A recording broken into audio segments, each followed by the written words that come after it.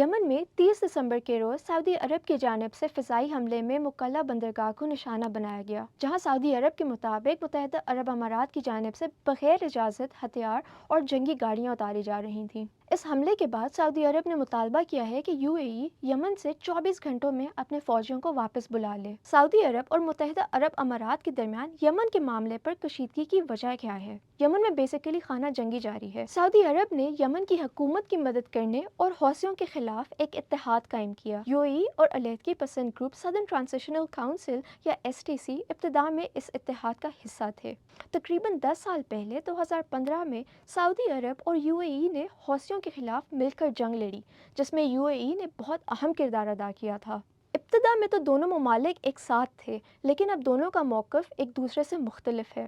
جنگ کے بعد STC نے جنوب میں خود مختاری حاصل کرنے کا فیصلہ کیا تھا۔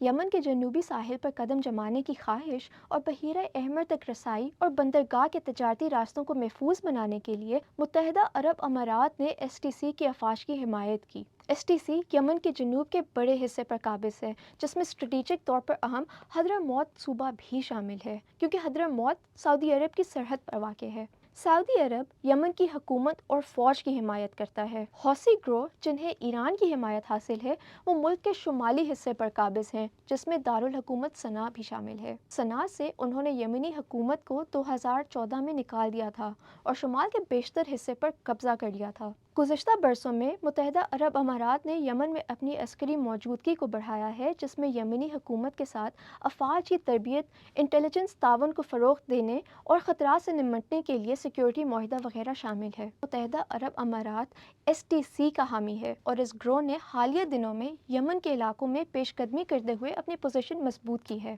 سعودی عرب کی وزارت خارجہ نے اپنے بیان میں کہا ہے کہ متحدہ عرب امارات کی جانب سے سدرن ٹرانزیشنل کونسل کو فوجی مدد فراہم کرنا یمن اور سعودی عرب کی قومی سلامتی کے لیے خطرہ ہے۔ سعودی وزارت خارجہ نے اپنے بیان میں مزید کہا ہے کہ متحدہ عرب امارات کے اقدامات اتحاد کے اصولوں کے خلاف ہیں اور ان سے یمن میں قیام امن کی کوششوں کو نقصان پہنچا ہے۔ یو اے ای نے سعودی عرب کے بیان پر تشویش کا اظہار کیا ہے اور رد عمل دیتے ہوئے بیان جاری کیا ہے، جس میں یو اے ای نے اس پر لگائے گئے الزامات کی تردید کی ہے اور یہ دعویٰ کیا ہے کہ وہ امن کے قیام کے خلاف کوئی قدم نہیں اٹھائے گا۔ بیان میں یہ بھی دعویٰ کیا گیا ہے کہ جس شپمنٹ پر حملہ کیا گیا اس میں اسلحہ موجود نہیں تھا اور جو گاڑیاں اتاری گئیں وہ یمن میں اماراتی فوجیوں کے استعمال کے لیے تھیں۔ متحدہ عرب امارات کی وزارت دفاع نے یمن میں پیش آئے حالیہ واقعات کے تناظر میں یمن میں موجود اپنی افواج کے مشنز کو ختم کرنے کا اعلان کیا ہے۔